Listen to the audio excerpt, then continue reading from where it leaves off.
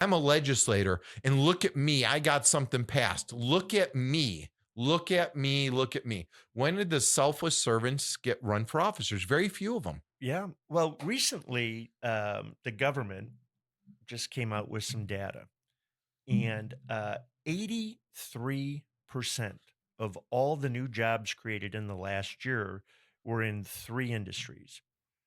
One was medical, Okay. one was entertainment, and you know what the largest one was? What? Government employment. Well, see. Our government is starting to eat its own. And as they get bigger, they all vote for big government because they don't want to lose their jobs. But ultimately, you know what they end up losing? Their country. Yeah. And we need to get back to a government of the people, by the people, for the people. Absolutely. We need to have people say, I'm voting for something more than hope and joy.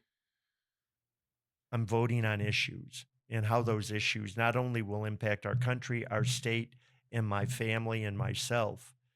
If we And just until go we do back to that, family values, in the Republican Party, one big switch that kind of got to me recently is with a lot of the grassroots that are saying the Republicans are today, they're saying money's bad. Well, that was always a talking point of the Democrats. Money was bad. Well, now they have unlimited funding with Zuckerberg and everyone else that keeps giving them money.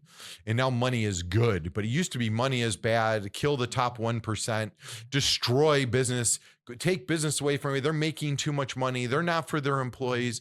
That's all you ever heard from Democrats. Now you're hearing stuff from some of the grassroots that are like, wait a minute, money's bad. Money's trying to control the party. You know what? Let's bring the business owners back. Let's bring people back that are successful and proven leaders. Let's get them back in the party and engaged. as we wrap this up, I got a really tough question for you. Oh, no. What do you see as the future of the Michigan GOP? I think it's moving in the right direction again. I think we had a really bad stint with the last chair.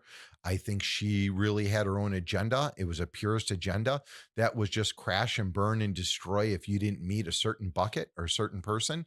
And I think that really hurt our party, and it took us back years. I think right now we are trying to rebuild. I am going to different events. I'm starting to see Pete Hoekstra, the new chair, go around and try to invest in communities, bring people together, different factions. They're trying to say, let's build something. Let's give tools. They're working on campaign sidekick. They're trying to get back, but it was so burnt down by the last administration financially that it's going to take a couple election cycles for us to do it. And one of the things that impressed me on this primary election cycle, the day before voting, I pulled the numbers statewide. Do you know more Republicans turned in their early voting ballot than Democrats for the first time that I've ever seen, by about 20,000? But yet the independents was almost 270,000 came out, which is a big number before actual election day. Mhm. When they came out, that's important. So we have to start getting back to it. I think we're in the right direction, but we're very fragile. I don't know where we're going to end up, Kevin. I don't know if this administration is going to stay or leave. I don't know who's going to try to fight at convention to take power again. I wish we had stopped. If we could all help a candidate and not take credit for it, and just did something like you were giving to your church and don't brag about it, could you imagine where Michigan would be if all the Republicans said, you know what, I'm sick of this credit thing. I just want to help a candidate and help people win.